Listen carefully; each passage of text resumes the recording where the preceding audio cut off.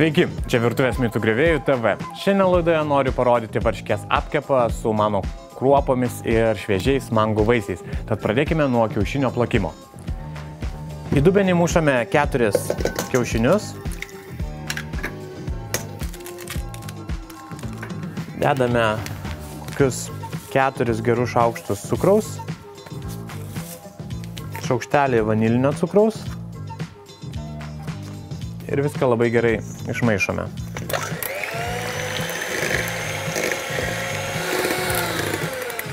Dabar į kiaušinių masę dedame varškę ir taip pat viską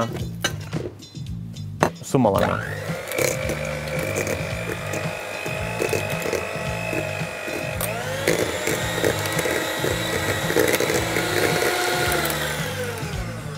Štai varškė ir kiaušiniai suplakti.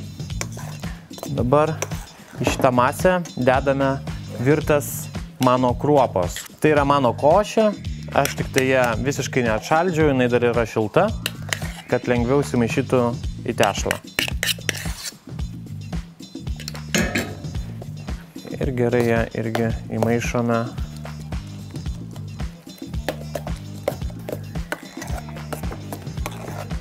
Štai pagrindas yra kaip jau paruoštas, dabar paimame kepimo formą, išklokime kepimo formą sviestiniu popierium.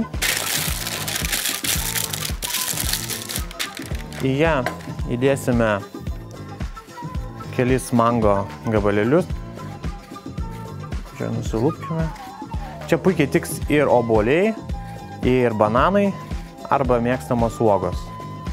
Tiesiog pagal sezoniškumą žiūrėkite, ką tuo metu turit. Kadangi pavasaris mango sezonas, aš noriu paskaninti mūsų varškės apkepą būtent jais. Taip, į dugną dedame, pjaustome mango vaisių.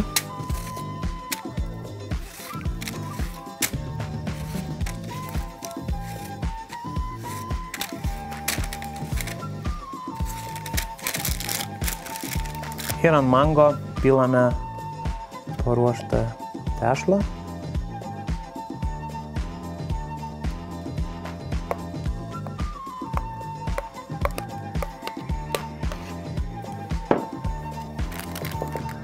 Išlyginame.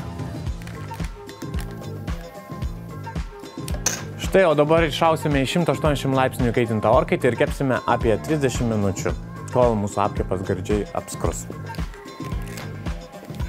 Mūsų apkepas jau iškepęs, pažiūrėkite, kaip gražiai apskrudo. Ir vanilė taip dvelkia jis, kad norisi čia ir dabar jį suvalgyti. O kad būtų jis dar gražesnis, apibarstysime cukraus milteliais. Siūlau ir jums pasigaminti šį sultingą apkepą namuose ir pavaišinti savo svečius. Skanaus visiems ir iki.